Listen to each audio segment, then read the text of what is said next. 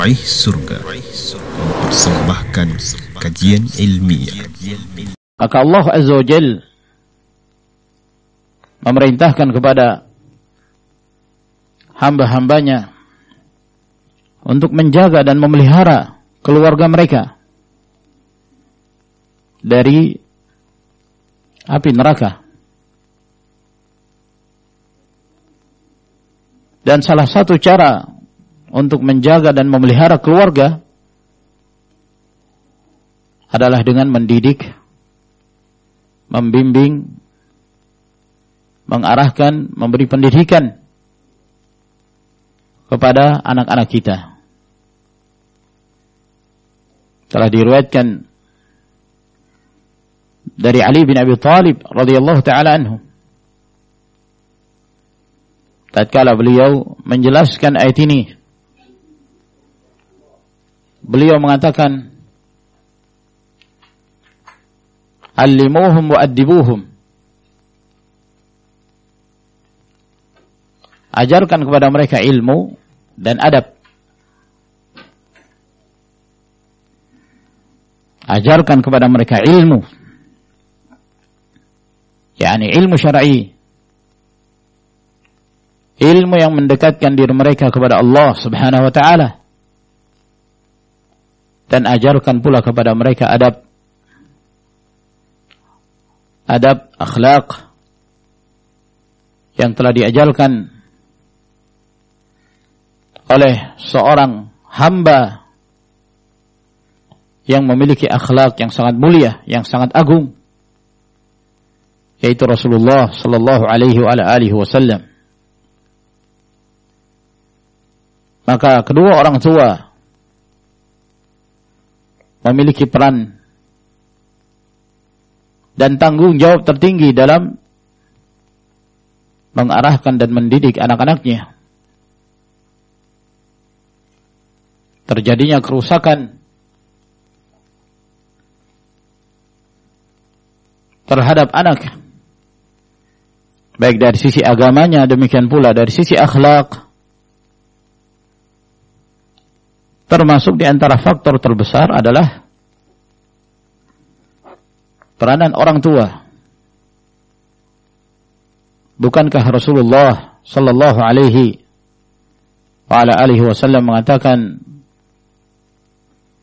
"Kullu mauludin yuladu 'alal fitrah, fa abawahu yuhawwidanihi aw yumajjisanihi aw yunassiranihi."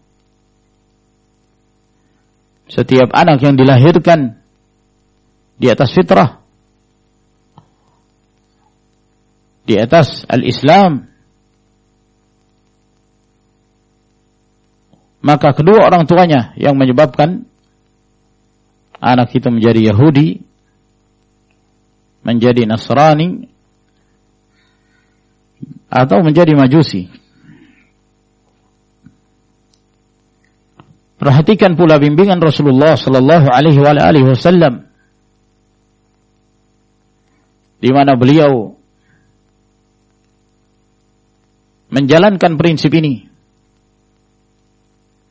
senantiasa membimbing keluarganya, istri dan anaknya, agar mereka senantiasa berjalan di atas bimbingan Allah Subhanahu wa taala dan Rasulnya. Nasihat demi nasihat terus disampaikan kepada mereka, baik nasihat secara umum, di mana Rasulullah alaihi salatu wassalam ketika turun firman Allah Azza wa Jalla kepada beliau, "Wa anzir ashiratakal aqrabin," dan sampaikan peringatan kepada kerabat-kerabatmu yang terdekat. Maka Rasulullah sallallahu alaihi wa ala alihi wasallam mengumpulkan kerabat-kerabatnya dari kaum Quraisy, dari kerabat-kerabat beliau, dari Banu Abdi Manaf, dari bibi beliau, Dan demikian pula beliau menyebutkan secara khusus nasihat kepada anaknya Fatimah radhiyallahu ta'ala anha. Beliau mengatakan, ya Fatimah binta Muhammad, salini min mali ma syi'ti, la ughni anki min Allahi syai'an. Wahai Fatimah bintu Muhammad sallallahu alaihi wasallam, mintalah kepadaku apa yang engkau inginkan dari harta. Namun dalam hal keselamatanmu di akhirat, aku tidak mampu memberi manfaat kepadamu sedikit pun. Tanpa iman, tanpa amal saleh, nasab keturunan seseorang tidak akan bisa mengangkat kedudukan seseorang ketika hamba itu buruk amalannya, jauh dari keimanan, jauh dari amal saleh. Oleh karenanya, para akhwat, para ummahat, barakallahu fikunna, penting bagi kita sekalian untuk mengetahui dan memahami bimbingan para ulama ussalaf dalam menyampaikan nasihat dan wejangan kepada anak-anak mereka. Maka di sini Ibnu Jauzi rahimahullah taala beliau menyebutkan pada pembukaan risalahnya yang menjelaskan tentang sebab beliau menulis wasiat ini. Kata beliau rahimahullah, bismillahirrahmanirrahim, wa bihi nasta'in. Alhamdulillahilladzi ansha'a al-aba al-akbar min turabin wa akhraja dhurriyyatahu min at-tara'ib wal aslab wa 'adada al-'ashair bil qarabati wal ansab wa an'ama 'alayya bil 'ilmi wa 'irfani as-shawab wa ahsana tarbiyati fi as-siba wa hafidhani fi asy-syabab wa razaqani dhurriyatan arju biwujudihim wufur ath-thawab. Kata beliau, alhamdulillah yang telah menciptakan ayah kita yang pertama, yaitu Adam alaihissalam, dari tanah. Lalu mengeluarkan keturunan-keturunannya yang berasal dari pertemuan antara lelaki dan wanita dari manusia. Pertemuan di antara mereka yang melahirkan keturunan dan menghasilkan generasi demi generasi. Lalu kemudian memperbanyak jumlah mereka sehingga tercipta kekerabatan dan hubungan nasab keturunan. Dan dialah Allah yang telah menciptakan aku, yang telah memberikan kenikmatan kepadaku berupa ilmu dan mengenal al-haq, mengenal kebenaran. Dialah Allah yang telah berbuat ihsan, berbuat kebaikan dalam mendidik aku di masa kecil dan yang memeliharaku ketika aku remaja, dan kemudian memberikan rezeki kepadaku berupa keturunan yang aku berharap dengan keberadaan keturunan tersebut, aku bisa meraih pahala yang sempurna. Rabbi ja'alni muqimas salati wa min dhurriyyati rabbana wa taqabbal du'a. Rabbana ighfirli wa liwalidayya wa lil mu'minin yawma yaqumul hisab.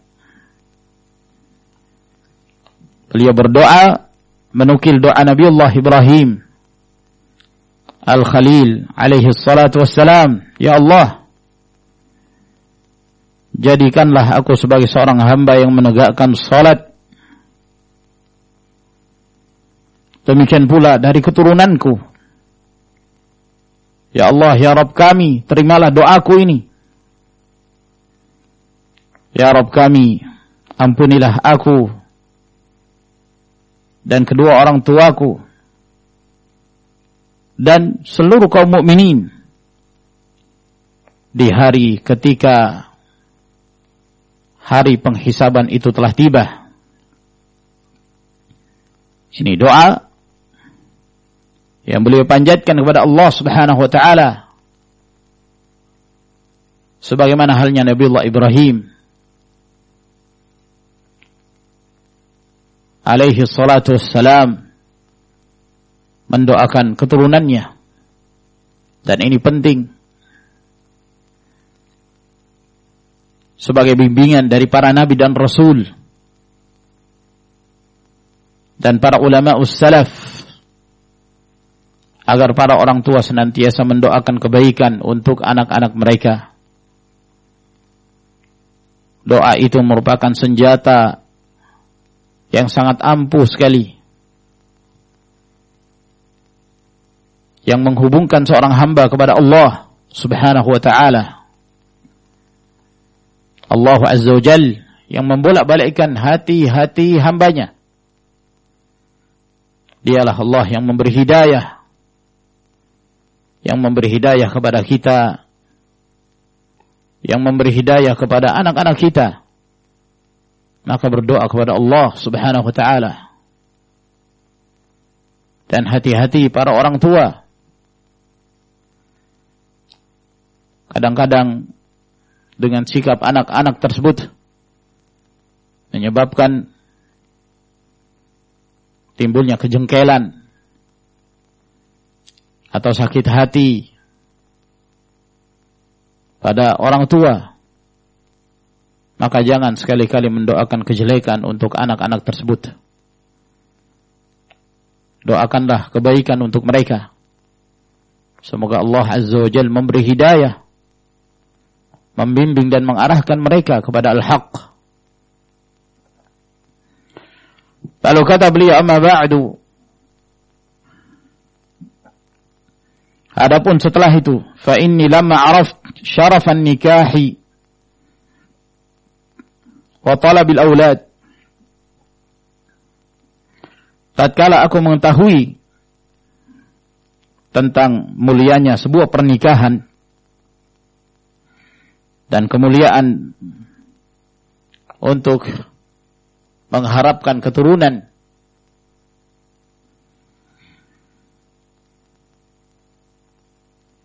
khatamtu khatmah,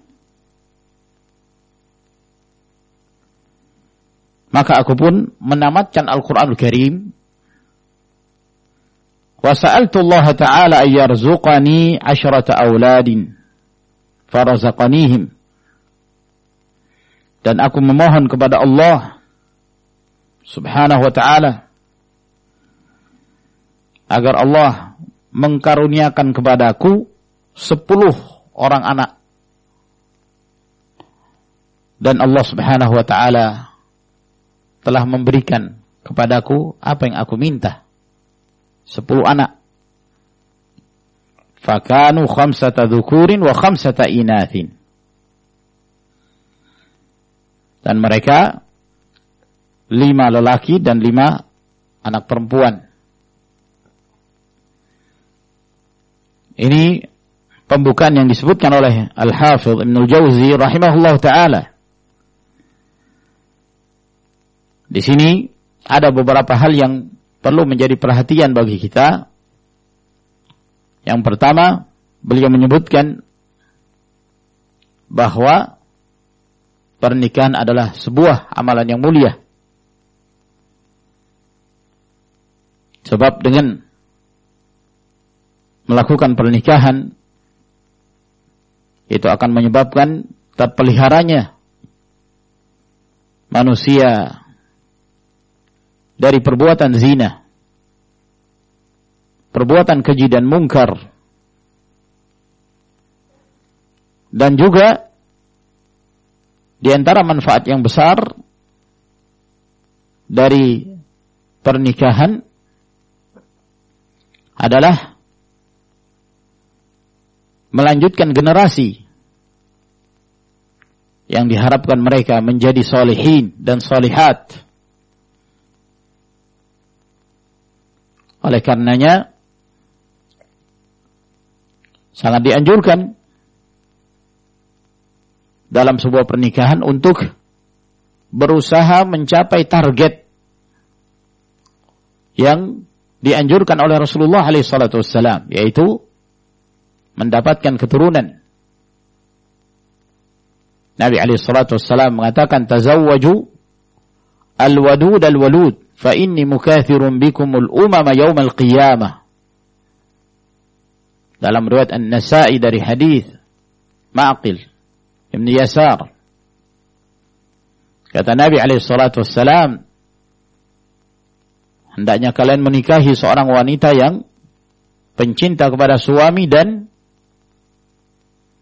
bisa memberikan keturunan yang banyak. Karena sesungguhnya aku berbangga dengan jumlah umatku yang banyak pada yaumul qiyamah. Dan Al-Hafidh Ibn Al-Jawzi itu menulis sebuah kitab yang lain yang berjudul Al-Hathu ala Talabil Walad. Anjuran untuk memohon agar diberi keturunan.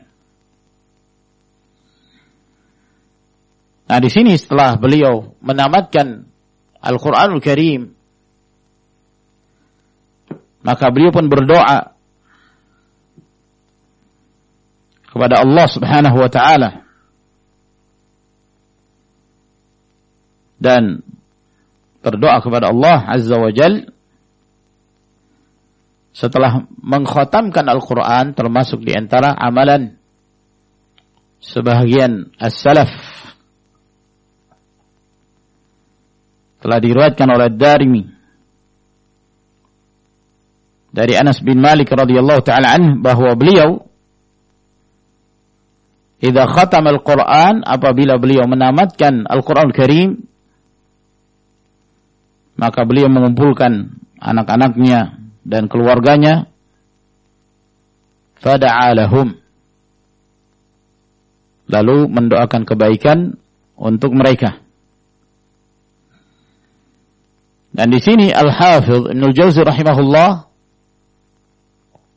memohon kepada Allah agar dikaruniai 10 anak.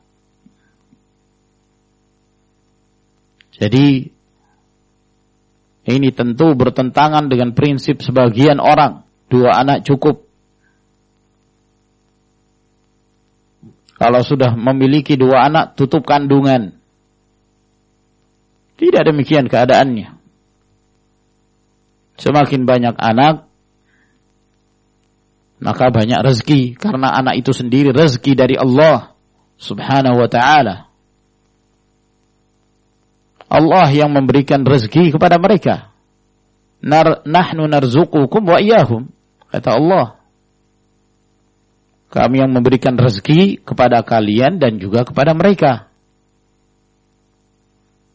Jadi kalau mohon keturunan, jangan sedikit. Mohon kepada Allah Subhanahu wa ta'ala agar diberi keturunan yang banyak. Maka Allah Azza wa Jalla memberikan kepada Al-Hafidh Ibn Al-Jawzi 10 anak. 5 lelaki dan 5 anak wanita. Famata minal inathi ithnatani wa minal dhukuri 4. namun meninggal dari anak-anak beliau. Yang wanita ada 2 anak meninggal, dan dari lelaki 4. Yani ini yang beliau sebutkan pada saat beliau menulis risalah ini. Falam yabqa min adh-dhukuri siwa waladi Abil Qasim. Dan tidak ada yang tersisa dari anak lelaki yang aku miliki kecuali Abul Qasim, ini anak beliau.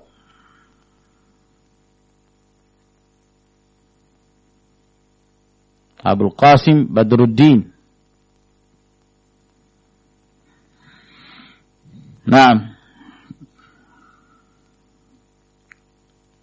dan beliau ini telah berusaha untuk terus memberi nasihat dan wasiat kepada anaknya, membimbing dan mengarahkan anaknya. Meskipun kita memahami bahwa pada akhirnya semua berjalan dengan takdir Allah Subhanahu wa taala. May yahdihillahu fala mudilla lah, wa may yudlil fala hadiya lah. Siapa yang Allah Azza wa Jalla beri hidayah, maka tidak ada yang bisa menyesatkan. Demikian pula siapa yang disesatkan oleh Allah Azza wa Jalla, maka tidak ada yang bisa memberikan kepadanya hidayah. Dan disebutkan dalam biografi anaknya ini, Abul Qasim Badruddin, bahwa dia seorang yang durhaka kepada orang tuanya dan berjalan di atas metode yang tidak diridhai, sampai bertahun-tahun diboikot oleh ayahnya sendiri. Wallahul musta'an. Fasa'altu Allah Ta'ala ay yaj'ala fihi al-khalaf as-salih wa ay yablugha bihi al-muna wal manajih.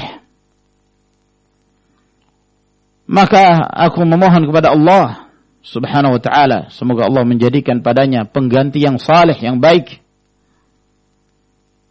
dan sampai kepada sesuatu yang menjadi harapan dan kesuksesan. Thumma ra'aitu minhu naw'a tawanin 'anil jidd fi talabil ilm. Kemudian kata beliau, aku melihat pada diri anak ini ada semacam tawanin 'anil jidd, tidak bersungguh-sungguh dalam menuntut ilmu, bermalas-malasan, tidak berjalan di atas metode yang telah ditempuh oleh ayahnya. Dan apabila orang tua telah berusaha mengarahkan anak, membimbing anak, maka dia telah melakukan apa yang menjadi tanggung jawabnya. Hidayah diserahkan kepada Allah Subhanahu wa ta'ala. Ma 'alaina illa al-balagh.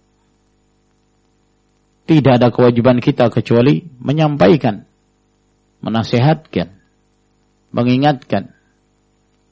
Adapun dia berjalan di atas hidayah atau ghiwayah, penyimpangan, maka ini kembali kepada Allah Subhanahu wa ta'ala. Dan nampak bahwa Ibnul Jauzi rahimahullah telah berusaha semampunya untuk menyampaikan nasihat kepada anaknya tersebut. Fakatabtu lahu hadhihi ar-risalah ahuthuhu biha wa uharrikuhu ala suluki tariqi fi kasbil ilm. Maka aku pun menulis surat ini yang tujuannya aku ingin menganjurkan dia dan memberi semangat, menggerakkan hatinya agar dia bisa berjalan di atas metode yang telah aku tempuh dalam menghasilkan ilmu. Wa adulluhu ala al-iltija' ila al-muwaffiq subhanahu wa ta'ala. Dan aku membimbingnya, mengarahkannya untuk senantiasa kembali memohon perlindungan, memohon rahmat kepada yang senantiasa memberikan taufik, yaitu Allah subhanahu wa ta'ala. Ma'a ilmi bi'annahu la khadhila liman waffaq wa la mursyida liman adhal. Dalam keadaan aku meyakini bahwa tidak akan ada yang mampu menghinakan seorang yang telah diberi taufik oleh Allah subhanahu wa ta'ala. Sebagaimana tidak ada yang mampu memberi bimbingan kepada siapa yang telah disesatkan oleh Allah subhanahu wa ta'ala. Ini tentu menjadi keyakinan kita bahwa hidayah dan kesesatan milik Allah, bukan milik siapa-siapa. Bahkan para nabi dan rasul pun tidak memiliki hidayah tersebut. Tidak mampu memberi taufik meskipun kepada orang yang paling dicintai dalam kehidupan dunia. Beberapa kisah terdahulu para nabi dan rasul menerangkan kepada kita tentang hal ini. Nabiullah Nuh alaihissalam tidak mampu memberi hidayah kepada keluarganya, kepada istrinya, kepada anaknya yang mati dalam keadaan tidak berjalan di atas prinsip ayahnya.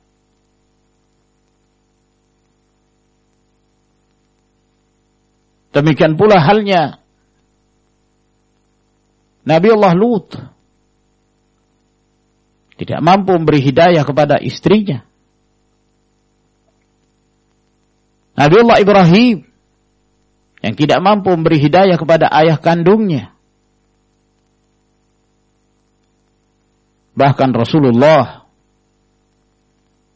alaihi afdhalus salati wa atammut taslim, beliau tidak mampu memberi hidayah kepada pamannya yang ketika hendak meninggal, Rasulullah sallallahu alaihi wasallam mengajaknya untuk mengucapkan kalimat la ilaha illallah. Namun pada akhirnya dia mati enggan mengucapkan kalimat tauhid tersebut. Hidayah milik Allah subhanahu wa ta'ala. Namun kata beliau bukan berarti bahwa ketika melihat seorang anak itu terjadi penyimpangan pada dirinya, lalu kemudian kita lepas tanggung jawab. Ya sudah, biar sesat sekalian. Tidak demikian. Kita tetap harus berupaya dan berusaha semaksimal mungkin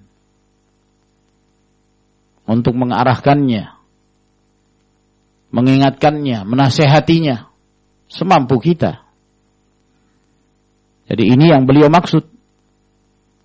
Beliau melihat pada anaknya ini ada penyimpangan, ada sikap bermalas-malasan dalam menuntut ilmu, maka diarahkan oleh Al-Hafidh Ibnul Jauzi rahimahullah. Oleh karenanya beliau mengakhiri pembukaan risalah beliau ini dengan ucapan beliau, lakin qad qala ta'ala, akan tetapi Allah subhanahu wa ta'ala berfirman, wa tawasaw bil haqqi wa tawasaw bis sabri. Saling memberi wasiat tentang al-haq, tentang kebenaran, dan memberi wasiat dengan penuh kesabaran. Wa qala, dan Allah subhanahu wa ta'ala juga berfirman, fadzakkir in nafa'ati dzikra. Berilah peringatan jika peringatan itu terasa bermanfaat. Wala haula wala quwwata illa billahil aliyyil azim. Maka ini pembukaan dari risalah yang insyaallah ta'ala akan kita bacakan secara rutin dalam pertemuan kajian rutin Al-Akhawat di Ma'had Ibnul Qayyim harasahullah ini. Maka ini sebagai muqaddimah, dan sekali lagi saya ingin menyampaikan bahwa insyaallah ta'ala kita akan menyusun jadwal sehingga kajian rutin para akhwat bisa berjalan dengan lebih sistematis, dan para akhwat juga bisa mengambil faedah sedikit demi sedikit